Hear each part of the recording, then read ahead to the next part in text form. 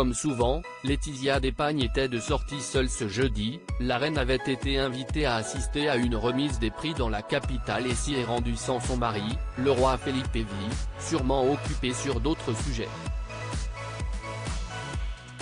Mais pour faire oublier son absence, elle avait mis le paquet niveau look, vêtue d'une robe en cuir noir à 299 $ et de sandales à talons. Elle faisait très rock'n'roll.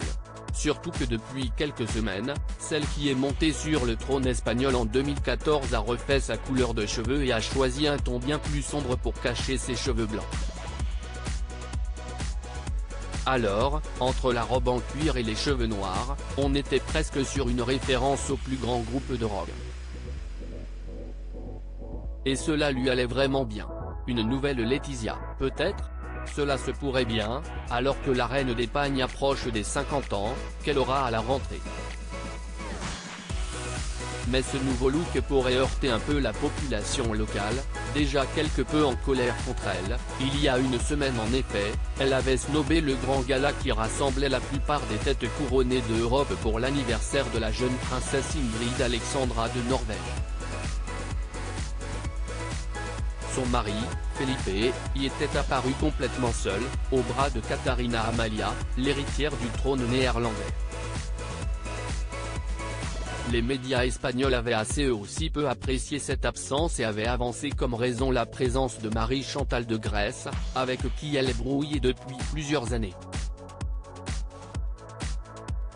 La femme de l'héritier grec, qui est également le cousin de Felipe V, avait en effet réagi sans prendre de pincettes à la vidéo dans laquelle on voyait la reine d'Espagne retirer plutôt violemment le bras que sa belle-mère, l'ancienne reine Sofia, avait passé autour de l'épaule de ses petites filles, Léonore, 16 ans, et Sofia, 15 ans.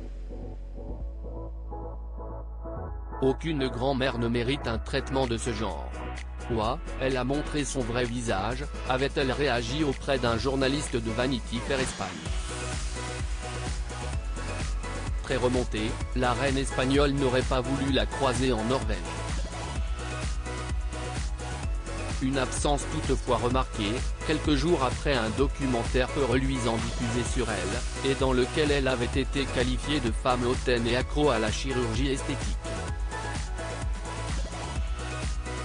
Bref, une période trouble pour Laetitia, qui continue de briller contre vent et marée.